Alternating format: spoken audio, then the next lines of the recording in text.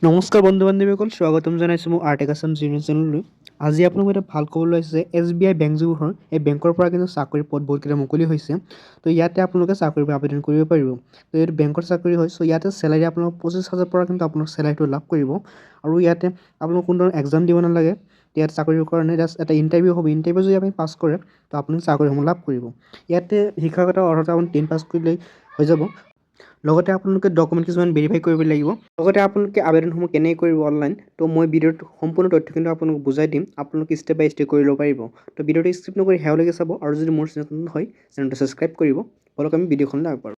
তো আপোনালোকে ইয়াত দেখা পাইছে SBI লাইফ নিউ ৰিকুৱাৰমেণ্ট 2024 বুলি। অৰ্গেনাইজেশ্যন নেমটো ইয়াতে দেখা পাইছে SBI লাইফ, আৰু পষ্ট নেমটো আপোনালোকে দেখা পাইছে ইঞ্চুৰেঞ্চ এডভাইজৰ। তো ইঞ্চুৰেঞ্চৰ যিটো এডভাইজৰ হয়, এই এডভাইজৰ পদসমূহ কিন্তু ইয়াতে মুকলি কৰা হৈছে। তো টোটেল ভেকেঞ্চি আপোনাৰ মাল্টিপুল, অৰ্থাৎ বহুত অসংখ্য আপোনালোকে আবেদন কৰিব পাৰিব। কিন্তু ইয়াতে কোনো লিমিটেড নাই, বহুতকেইটা পদ মুকলি কৰি দিয়া হৈছে।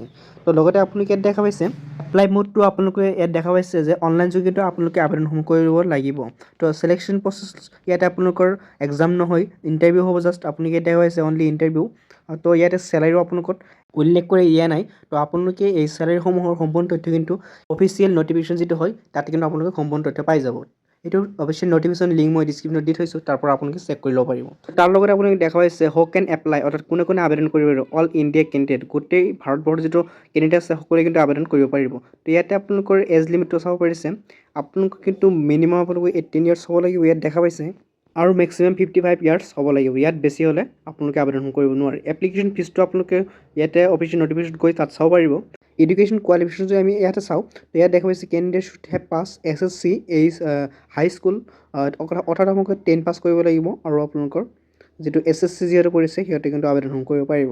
তো ইম্পৰ্টেণ্ট ডেট আপোনালোকে দেখা পাইছে starting date for apply online already start, অৰ্থাৎ কিন্তু আপোনালোকৰ আবেদনসমূহ কিন্তু অলৰেডি ষ্টাৰ্ট হৈ গৈছে। আপোনালোকে আবেদনসমূহ কৰি ল'ব পাৰিব। Last date for apply online SBI যিটো ফালৰ পৰা যেতিয়ালৈকে আপোনাৰ নটিফিকেশ্যন নাই দি দিয়ে তেতিয়ালৈকে কিন্তু আপোনালোকে আবেদনসমূহ কৰি ল'ব পাৰিব। ইম্পৰ্টেণ্ট লিংক ইয়াতে দেখা পাইছে এপ্লাই লিংক, ইয়াতে ক্লিক হিয়াৰ অপশ্যন এটা পাব, তাতে আপুনি ক্লিক কৰি আবেদনসমূহ সম্পন্ন কৰিব পাৰিব।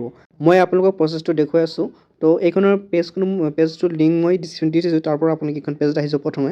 তাৰপিছত আপোনালোকে এই ক্লিক হিয়াৰ অপশ্যনটোত ক্লিক কৰি দিব। ক্লিক কৰাৰ পিছত আপোনালোকৰ কিন্তু এনেকুৱা এটা পেজ অ'পেন হৈ যাব, য'ত আপোনালোকে এনেকুৱা কিছুমান দেখা পাব। তো ইয়াতে আপোনালোকে কিন্তু এটা ফৰ্ম আহিব, এই ফৰ্মটো আপুনি ফিল কৰিব লাগিব।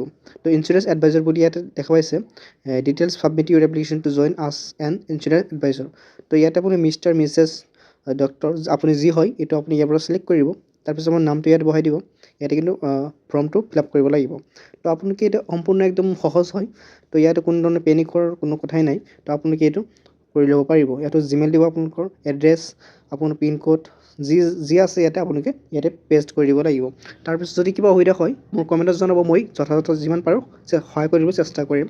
তো ভিডিঅ'টো ভাল লাগিলে লাইক কৰিব, আৰু মোৰ চেনেলটো হ'লে চেনেলটো ছাবস্ক্ৰাইব কৰিব, আৰু আপোনাৰ বন্ধু বান্ধৱীসকলে ভিডিঅ'টো শ্বেয়াৰ কৰি দিব, যাতে আপডেটসমূহৰ বিষয়ে গম পায়। ধন্যবাদ।